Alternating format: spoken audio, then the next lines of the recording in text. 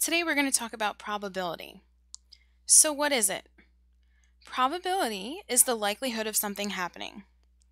So how do we measure it?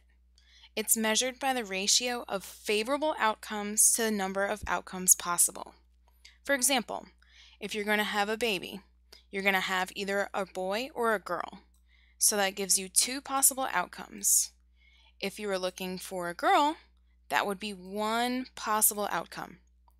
So that would give you a 50% chance of having a girl or a boy. If you were to write this in probability, you would write P is equal to 0.5. Now let's go over some key terms. So these key terms are going to have vocabulary that you're going to have for every problem that you do with probability. The experiment is going to be the activity with an observable result. The trials are going to be the repetition of the experiment. The outcome is the result of each trial. The sample space is the set of all possible outcomes. The sample points are the elements of the sample space.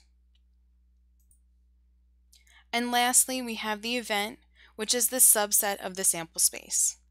Now let's do some examples that will help put the key terms together with the math.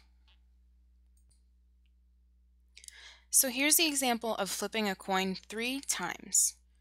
So let's set up the sample space. S. Now we're going to write out what we would get each time. We could get heads, heads, heads, heads, heads, tails, heads, tails, heads, tails, heads, heads, heads, tails, tails, tails, heads, tails, tails, tails, heads, and lastly, tails, tails, tails. So each of these is a sample point. Like I said before, this is your sample space. These are all outcomes of this particular trial. So now let's move to event A. How about getting 2 tails? So we're going to write A. So let's look here. Where do we have 2 tails? We have 2 tails here, we have 2 tails here, and we have 2 tails here. So now we're going to write it down here. Heads, tails, tails. Tails, heads, heads, tails. And tails, tails, heads. This is a subset of your sample space. So we just learned how to manually write it out. So now let's look at a formula. N of A is going to represent the number of elements in a sample space. My mistake. N of A represents the number of elements in A, and N of S represents the number of elements in sample space. So to calculate the probabilities, you would write P is equal to N of A over N of S.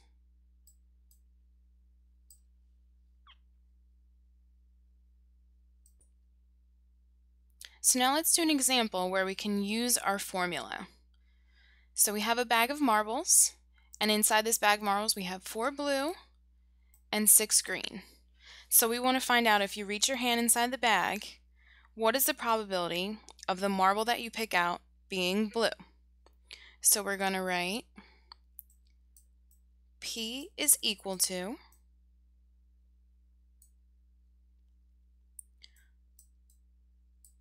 probability of B for blue is equal to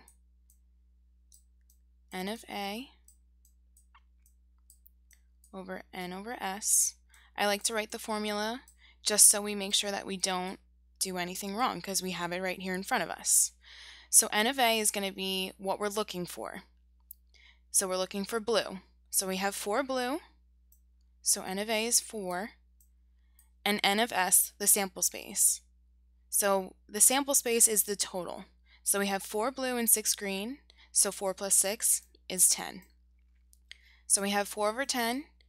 And if we simplify that, it's going to be 0.4. And that's your answer. Let's do another example. So now we have a bag of jelly beans. We have 2 red, we have 2 yellow, and we have 4 orange. So what is the probability of when you reach your hand inside that bag that you're going to pull out a yellow jelly bean? So we're going to write P of Y for yellow is equal to, and let's write the formula, N over A, N of A over N over S is equal to, so we're looking for how many yellow we have, which is 2, over how many total is 8, which can be simplified to 1 over 4. So what this is saying is if you picked a jelly bean out of the bag 4 times, you can expect to get 1 yellow. Alright, so let's do another example of a deck of cards. So we have 52 cards in a deck, and we have 4 suits. So what are the suits? We have clubs, well, at least my version of clubs, my drawing, bear with me.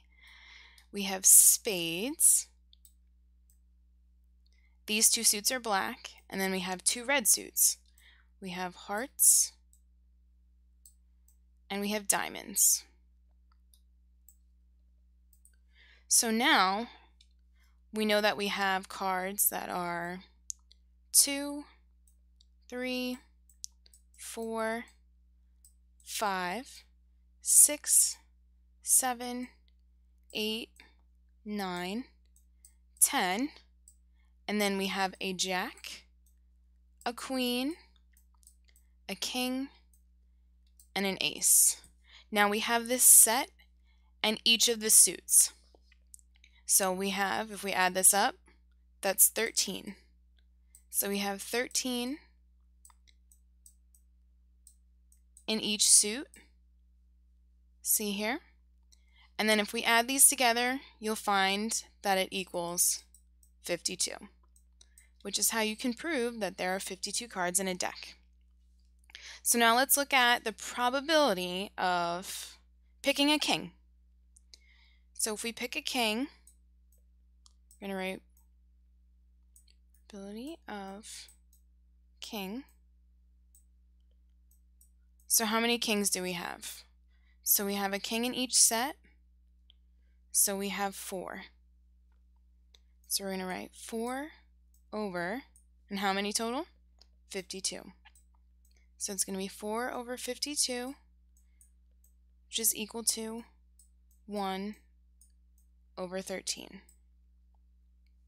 Now if we wanted to do the probability of a red, we would write P of R for red is equal to, also, you can see the formula here. I'm just not writing it this time because I have it in the corner for you. So how many reds do we have? We have 13 in the hearts and 13 in the diamonds, so that's going to be 26, and that's over 52, and that's equal to 1 over 2. That concludes my lesson on probability. Thanks for listening, and good luck!